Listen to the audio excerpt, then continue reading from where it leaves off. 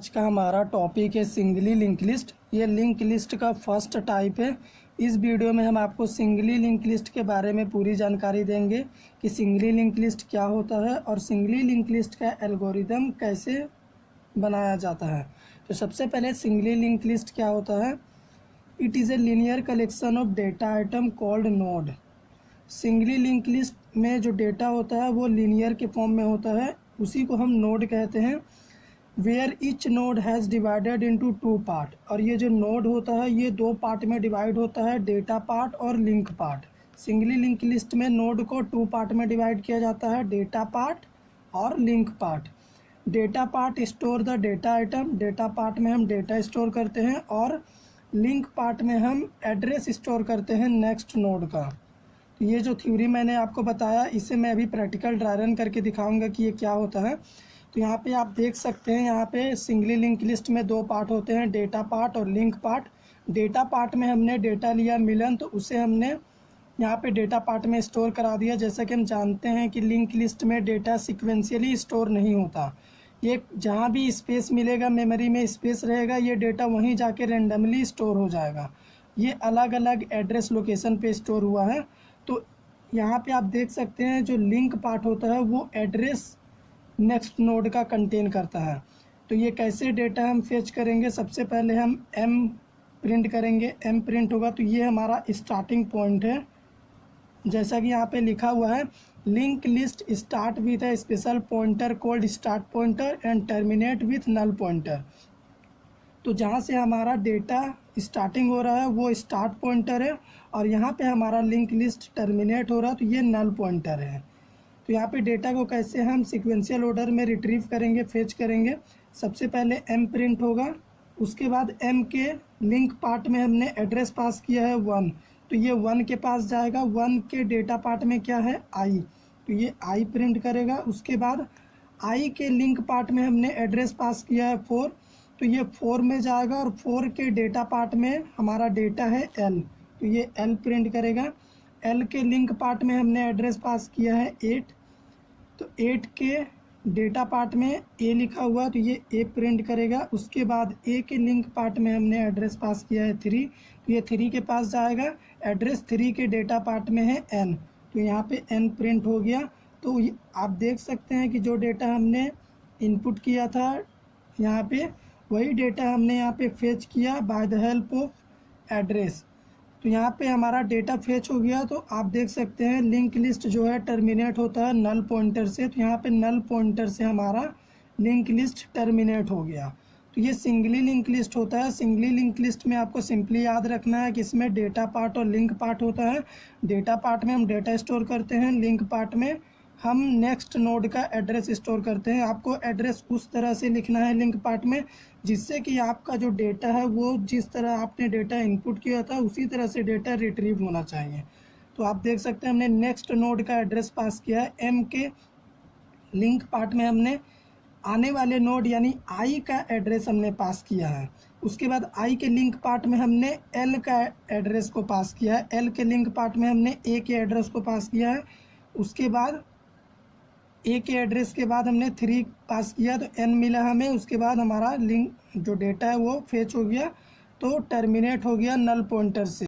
अब हम singly link list का एल्गोरिदम आपको बताएंगे कि इसका एल्गोरिदम क्या होता है। एल्गोरिदम का बेसिक काम यही है कि जो सिंगली लिंक लिस्ट में डेटा होते हैं उसे कैसे प्रिंट करना है सीक्वेंशियल ऑर्डर में। जो हमने अभी आपको ड्राई रन करके दिखाया उसी चीज़ को अब हम एल्गोरिदम के ज़रिए लिख के दिखाएंगे कि एल्गोरिदम कैसे इसी प्रोसेस पे काम कर रहा।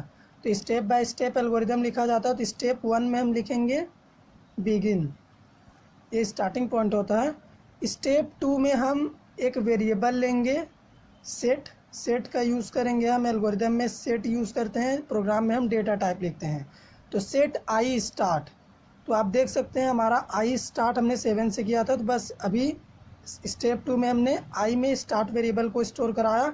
स्टेप 3 में हम लिखेंगे रिपीट, यानी स्टेप 3 में हमारा लूप होगा। जो भी रिपीटेड टास्क होगा वो हम लूप के अंदर परफॉर्म कराएंगे। तो रिपीट स्टेप कहाँ से कहाँ तक रिपीट होगा वो हमें नहीं पता अभी, और लूप का कंडीशन यहाँ पे देना पड़ेगा आई नॉट इक्वल नल। ये एल्गोरिदम तब तक काम करेगा जब तक आई का वैल्यू नल नहीं हो जाता। नॉट इक्वल नल होगा तब तक एल्गोरिदम काम करेगा। स्टेप 4 में होगा हमारा प्रिंट। जो भी डेटा होगा उसे हम प्रिंट कराएंगे, तो हम लिखेंगे डेटा आई, क्योंकि ये लूप के अंदर है तो इसीलिए हमने डेटा के अंदर आई लिखा। आई में हमारा वैल्यू आएगा, डेटा आएगा। स्टेप 5 में हम लिखेंगे लिंक आई, यानी जो लिंक का आई में होगा वैल्यू उसे हम फिर से आई में स्टोर करा देंगे इस वैल्यू को। और स्टेप 6 हमारा एग्ज़िट, यानी एंडिंग होगा हमारा एल्गोरिदम। तो इसे ड्राई रन करते हैं इसी प्रोसेस पे। सबसे पहले सेट आई स्टार्ट, तो आप देख सकते हैं स्टार्ट है आई का वैल्यू 7, तो यहाँ पे अभी आई का वैल्यू 7 हो गया स्टार्टिंग पॉइंट। उसके बाद कंडीशन चेक करेंगे हम, रिपीट होगा स्टेप 4 से 5 तक क्योंकि ये लूप बॉडी का स्टेप है। उसके बाद आई नॉट इक्वल नल, यानी 7 not equal null, condition true. उसके बाद 7 का डेटा पार्ट में क्या है उसे हम प्रिंट करेंगे, तो आप देख सकते हैं 7 का डेटा पार्ट में m है, तो ये प्रिंट हो गया। उसके बाद लिंक 7 का लिंक पार्ट में क्या है, 7 का लिंक पार्ट में है 1, तो उसे हमने i में स्टोर करा दिया, तो i का वैल्यू अब हो गया हमारा 1। आप देख सकते हैं अब i का वैल्यू 1 हो गया, तो 1 not equal null, condition true. उसके बाद फिर से 1 का डेटा पार्ट में जो भी एलिमेंट होगा उसे हम प्रिंट कराएंगे, तो 1 का डेटा पार्ट में i है, तो अब i प्रिंट होगा। उसके बाद 1 का लिंक पार्ट में जो भी वैल्यू होगा उसे हम i में स्टोर कराएंगे, तो 1 का लिंक पार्ट में 4 है, तो i का वैल्यू अब हो गया 4। 4 नॉट इक्वल नल, फिर से कंडीशन ट्रू, तो 4 का डेटा पार्ट में जो एलिमेंट है वो प्रिंट होगा, अब l प्रिंट होगा। और 4 का लिंक पार्ट में जो वैल्यू है उसे हम i में स्टोर कराएंगे, तो अब i का वैल्यू हो गया 8, तो 8 नॉट इक्वल नल, फिर से कंडीशन ट्रू। तो अब 8 का डेटा पार्ट में जो एलिमेंट है वो प्रिंट होगा, तो 8 का डेटा पार्ट में a है, a प्रिंट होगा अब। और 8 का लिंक पार्ट में जो वैल्यू है उसे हम i में स्टोर कराएंगे, तो 8 का लिंक पार्ट में 3 है, तो अब i का वैल्यू 3 हो गया। अब 3 नॉट इक्वल नल, फिर से कंडीशन ट्रू, तो 3 का डेटा पार्ट में जो एलिमेंट है वो प्रिंट होगा, यानी n, तो यहाँ पे हम n को प्रिंट कराएंगे। और उसके बाद 3 का लिंक पार्ट में जो वैल्यू है उसे हम i में स्टोर कराएंगे, तो 3 का लिंक पार्ट में है नल, तो i का वैल्यू अब हो गया है नल। तो अब यहाँ पे आप देख सकते हैं null not equal null, condition false हो गया। तो अब कंडीशन फॉल्स हो गया तो हमारा लूप एग्जिट कर जाएगा और हमारा प्रोग्राम सक्सेसफुली जो एलिमेंट हमने इनपुट किया था वो प्रिंट हो गया।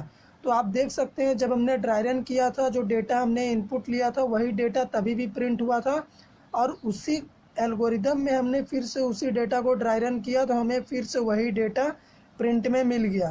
तो ये था सिंगली लिंक लिस्ट का सिंपल सा एल्गोरिदम, और किस प्रोसेस पे ये काम करता है उस प्रोसेस को भी हमने आपको समझाया। तो आने वाले वीडियो में हम देखेंगे कि सिंगली लिंक लिस्ट में आइटम लिंक लिस्ट के बिगिनिंग में, एंडिंग में या फिर किसी भी पोजीशन में एलिमेंट को इंसर्ट या फिर डिलीट कैसे किया जाता है। ये हमारा एल्गोरिदम के थ्रू ही हम आपको बताएंगे। और अगर आप एल्गोरिदम का यूज़ करके प्रोग्राम इम्प्लीमेंट कर लेते हैं तो अच्छी बात है, और अगर आप प्रोग्राम इम्प्लीमेंट करने में कोई डिफ़िकल्टीज़ आ रही है तो हमें बताइएगा, हम प्रोग्राम भी आपको बना के देंगे। बट प्रोग्राम हमारा इसी एल्गोरिदम के बेसिस पे बनेगा, जो एल्गोरिदम हमने आपको अभी लिखाया इसी एल्गोरिदम के अकॉर्डिंग हमारा प्रोग्राम बनेगा। तो सिंगली लिंक लिस्ट इतना ही। सिंगली लिंक लिस्ट क्या होता है, सिंगली लिंक लिस्ट का एल्गोरिदम और ये कैसे काम करता है, इस वीडियो में हमने आपको पूरी जानकारी दे दी है। तो अभी के लिए इतना ही। आने वाले वीडियो में हम सिंगली लिंक लिस्ट में आइटम को इंसर्शन और डिलीशन का एल्गोरिदम देखेंगे।